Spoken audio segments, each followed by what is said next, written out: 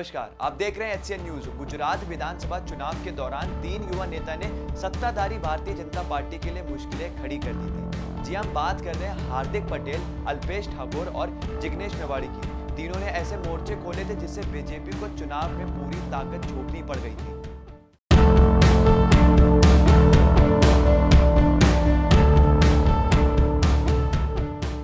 182 सीटों वाली विधानसभा में बीजेपी बहुमत लायक सीटें लाने में तो कामयाब रही थी, लेकिन पिछली बार की 115 सीटों की तुलना में उसे 99 सीटें ही मिल पाई थी।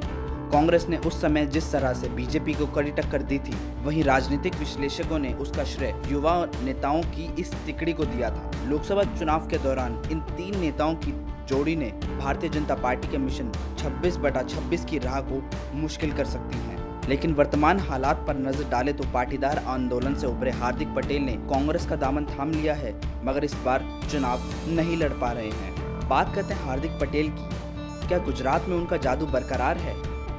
पाटीदार आंदोलन से उभरे हार्दिक पटेल 2017 का विधानसभा चुनाव 25 वर्ष की आयु पूरी न होने के कारण नहीं लड़ पाए थे। इस बार लोकसभा चुनाव लड़ने का उनका सपना मेहसाणा दंगा केस में मिली सजा के कारण पूरा ना हो सका। सुप्रीम कोर्ट ने उन्हें इस मामले पर मिली सजा पर रोक लगाने संबंधी याचिका खारिज कर दी, जिसके कारण वह चुनाव नहीं लड़ पाएंगे। हार्दिक इस साल मार्च के आखिर में कांग्रेस में शामिल हुए। उन्हें पार्टी ने गुजरात और उत्तर प्रदेश में स्टार प्रचारक बनाया है।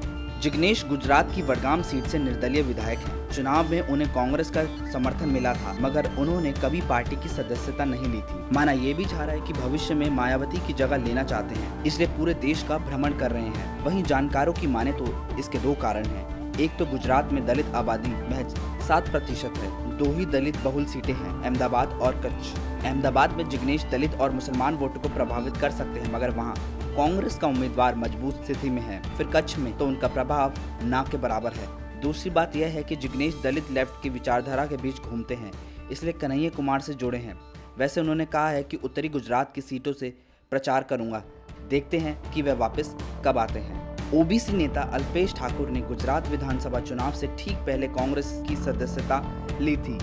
राधनपुर सीट से जीत भी हासिल की थी। वह पिछले कुछ समय से उनके नाराज होने और बीजेपी में शामिल होने की तैयारी की खबरें आई थी। दर्शक इस बारे में क्या सोचते हैं, हमें अपनी राय कमेंट बॉक्स में जरूर दें। और जो लोग HCN न्यूज को पहली बार देख रहे हैं वो चैनल को सब्सक्राइब और बेल आइकन दबाना ना भूलें। धन्यवाद।